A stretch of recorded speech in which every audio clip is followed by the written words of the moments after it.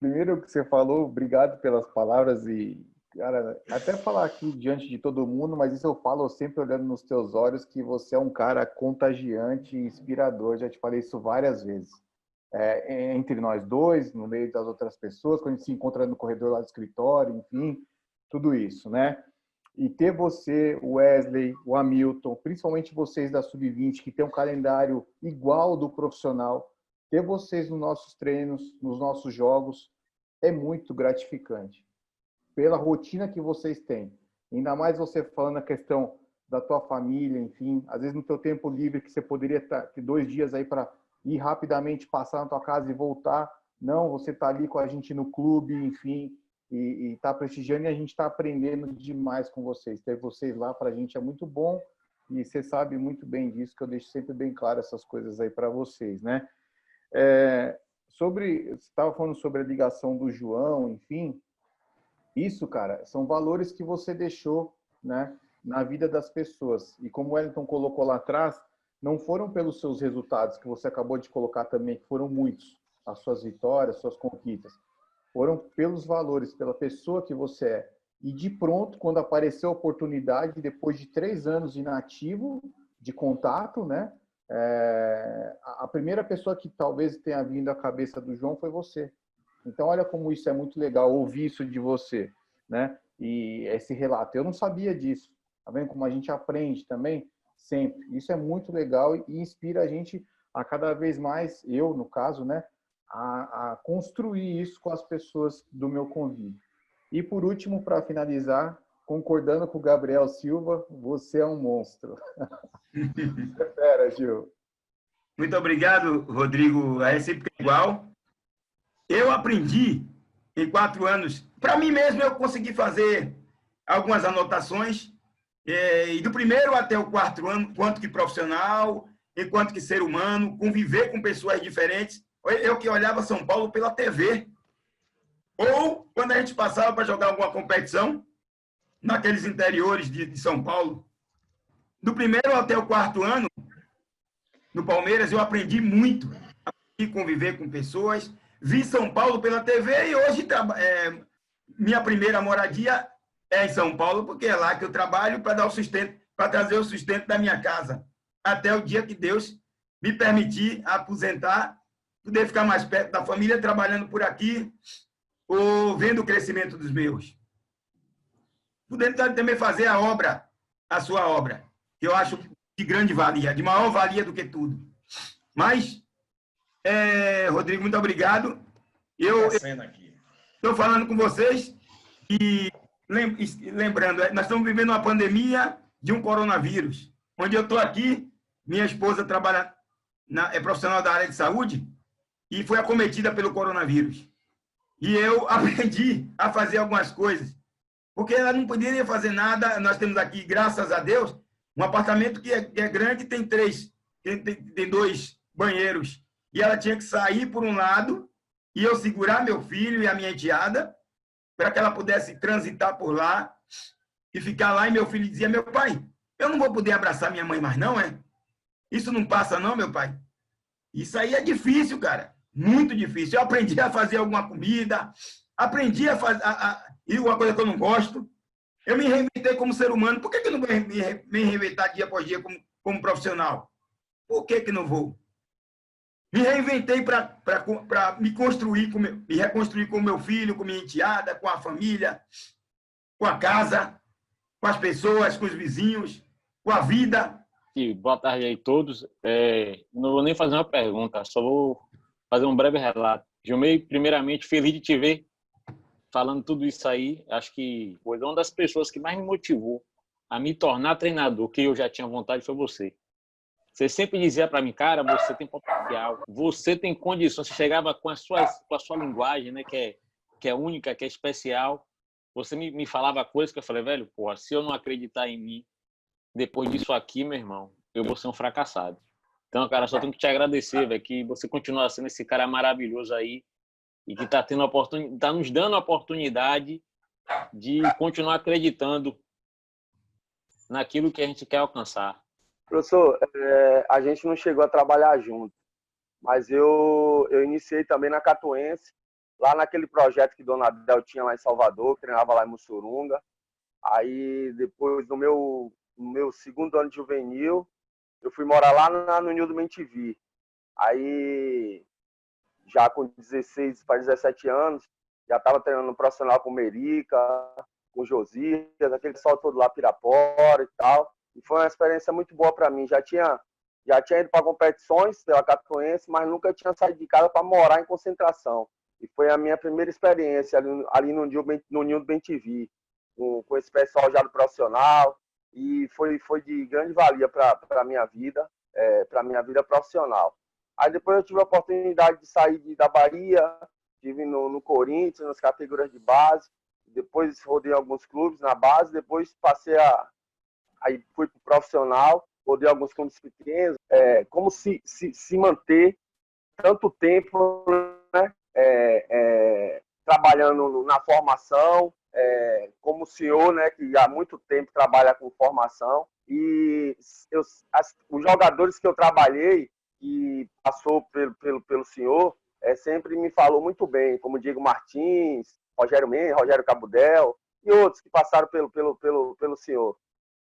Aí eu queria saber o que te norteia, né? O que te norteia como profissional nessa área de formação, de iniciação. Os jogadores que passou pelo senhor têm esse carinho, né?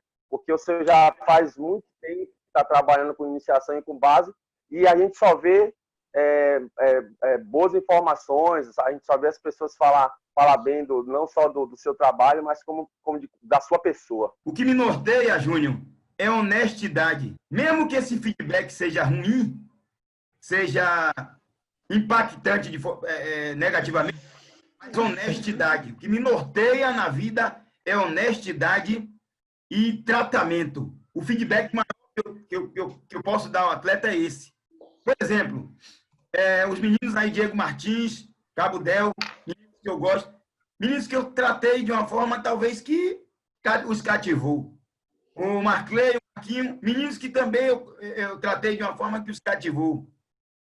O Elkson, que uma vez nós íamos disputar uma final de campeonato e ele era o 10 do meu time. Elkson era volante, 8, segundo homem, era ponta.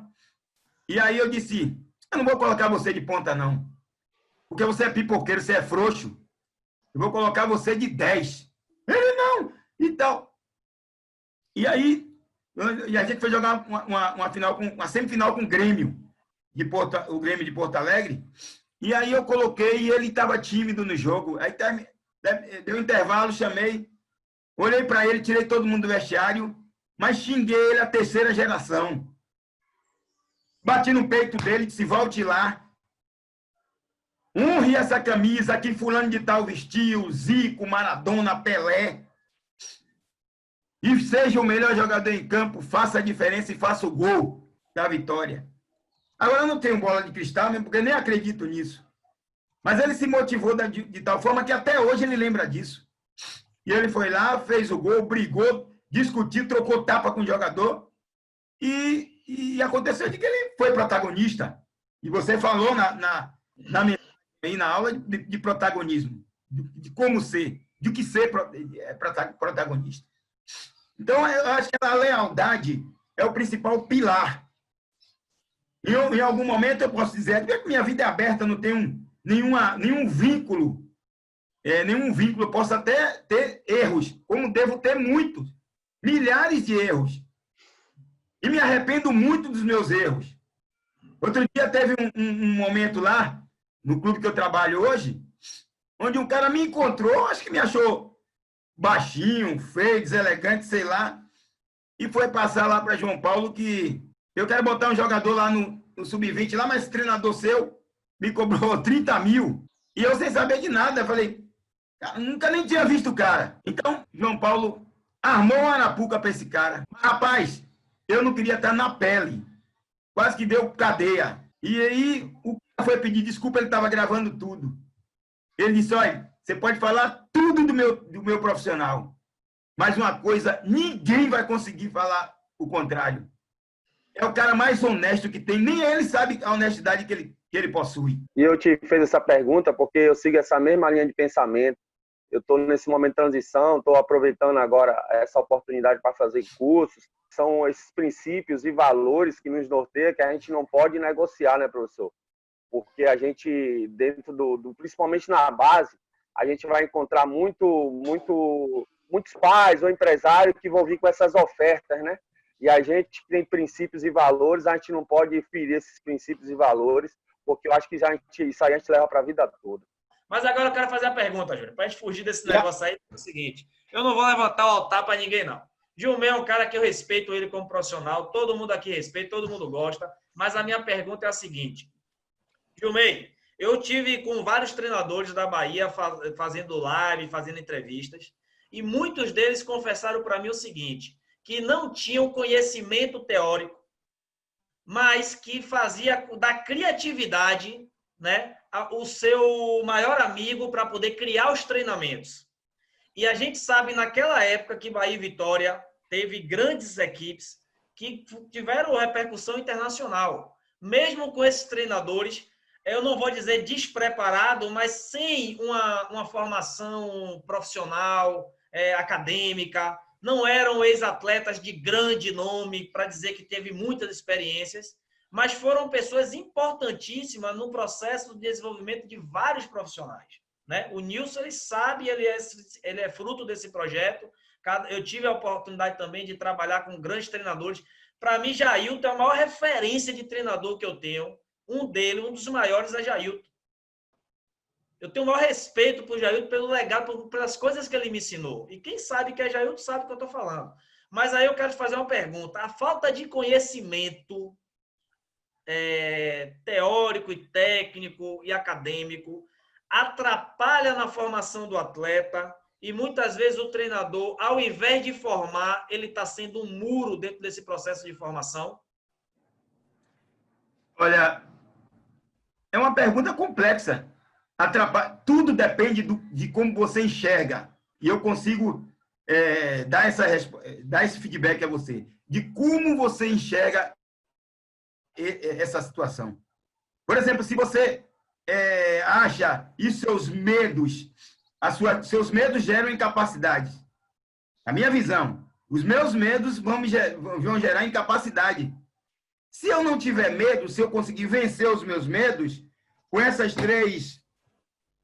três pilares aqui, o pensamento, o sentimento e a atitude, eu vou conseguir me reinventar, ainda não sendo um acadêmico, não sendo um técnico, mas sendo um cara criativo. Eu acho que o processo de futebol, sobretudo na formação, ele passa por... E eu consegui já dar feedbacks a mim, de você tentar ajudar ou atrapalhar menos do que ajudar. Não atrapalhar. Ajudar não atrapalhando, você já ajuda. Ajuda e muito. Entendeu? A capacidade criativa todos nós temos. É só exercermos essa capacidade. Buscarmos, trabalharmos na nossa mente, o poder de criatividade para desenvolvermos essas capacidades. Bom, a questão é o seguinte, você tem seu linguajar próprio, tá? Você se construiu, venceu várias coisas na sua vida desse jeito, foi importante na formação de vários atletas e, naturalmente, a gente vai contar os que você revelou, os que você ajudou a revelar, aqueles que deram certo. Mas eu quero saber o seguinte, se a falta de conhecimento acadêmico, a falta de uma vivência, de uma experiência como um atleta de futebol, se tudo isso, você como treinador, você acredita que você ajudou mais o atleta ou você atrapalhou mais no desenvolvimento dele, direcionado para você? Porque a sua história não é de atleta, sua história não é de um acadêmico, a sua história é de um cara criativo. Eu consegui deixar um legado para muita gente, até para profissionais que estão fora do futebol, não são mais jogadores, ou não são mais integrantes de uma comissão técnica daquela época, com o meu jeito de ser, com a minha capacidade criativa, mas interpretativa. Mas o conhecimento acadêmico, o ter sido ex-atleta, eu acho que agrega valor inestimável, inenarrável. para que você se solidifique, para que você tenha embasamento de tudo que você se norteie de tudo que você vai fazer dentro do futebol, ainda que como profissional. Mas a capacidade criativa, ela também tem que estar inserida nesse processo. Vale a pena estudar? Vale, tem que se estudar, tem que ser acadêmico. Vale a pena ter sido ex-jogador? Vale, porque tem uma questão que eu comento muito. Eu fui um jogador medíocre de futebol amador, mas tem uma coisa que o jogador tem e que o acadêmico não tem. Isso eu bato de frente com qualquer um. É o sentimento. E isso ninguém tem. Só o jogador tem esse sentimento. Você não viveu ali dentro das 4 linhas. E olha, quem está falando aqui é um jogador amador. Não é um jogador profissional. Mas eu não vou... Isso que Nilson tem, que Júnior tem. Então, eles têm essa questão. O sentimento. O sentimento me remete a entender mais o meu semelhante, o próximo, o jogador. Ah, mas eu estou na formação. Não importa, é o jogador. O jogador é construído desde as suas formações básicas, de 6, 7, 8 anos, até quando ele encerra a carreira. Eu quero te fazer uma pergunta, Jumei. Me diz uma coisa. No seu ponto de vista hoje, qual é a maior dificuldade real de um jogador de uma sub-17 para um sub-20, para que ele consiga ter o mesmo rendimento de uma sub-17? Claro, a gente sabe que é totalmente diferente. Mas qual a maior dificuldade que você vê hoje? Eu vou responder, dentro da minha ótica, a visão dos 3 anos. Quando você sai do sub-17, você passa por uma transição. Enquanto no sub-17, você está vivendo um momento único. Um momento que você vai ter uma transição, mas você está vivenciando o sub-17. Sobretudo em clubes que têm categoria ano a ano, como é o caso do Palmeiras. Quando você passa para o sub-20, melhores vão ser aproveitados para o sub-20A, os demais vão ser trabalhados numa perspectiva de um dia chegar ao sub-20A. Então, eles ficam meio que escanteados. Eles não sabem que eles são sub-20, mas que o sub-20 tem sub-18, sub-19 e sub-20, que é o limiar, é a idade limite de jogador. Embora os talentosos, com esforço, eles vão ter a possibilidade até de atropelar o processo, como foi o caso de Verón, que quase não passou por nossa mão lá no Palmeiras. Como foi o caso do Gabriel Silva, o menino que fez 40 gols no ano em 46 partidas. Menino que faz gol, é decisivo. Tem um jogador aí no Palmeiras que o empresário dele postou recentemente o seguinte, que é o novo Messi. Acho que ele está no sub-12 do Palmeiras. Você acha que esse cara está ajudando esse garoto ou ele prejudicando aí facilmente o seu desenvolvimento? Tem um jogador que chama Danilo, do Palmeiras, um volante. Ele era 10, 11, 7, 8, 9... E numa competição na Europa, na República Tcheca, eu precisei de um 5. Porque o meu 5 era Geilson, caiu de rendimento. Aí eu falei, Danilo, eu confio em você pra caramba. E vou botar você de 5. Aí Danilo chegou lá e o menino falou assim, toca a bola, Neymar. Aí eu, cadê Neymar? É o quê, rapaz? É o quê aí? Quem é Neymar aí, rapaz? Eu não quero que ninguém... Ô, meu filho, seu nome é Danilo. Não existe Neymar, seu nome é Danilo. Você construiu a carreira de Neymar? Você joga no PSG da França? Esquece isso, você é Danilo, construa sua carreira como Danilo. Muitas vezes a gente acaba a carreira de outras pessoas por causa da comparação. E essa comparação que o pai faz do filho, ou que o empresário faz do atleta, ou que a imprensa faz dos atletas, para você perceber uma coisa, me disseram isso quando eu era garoto. Todo time... Você vai ver um garoto lá com 13, 14 anos que alguém vai dizer assim, é um Pelezinho, ó Pelé, o Pelezinho, Pelé, Pelezinho. Mas um segundo Pelé nunca existiu. Não chegou um jogador no profissional com as características ou com o nome, né, para ser nome Pelé, Maradona.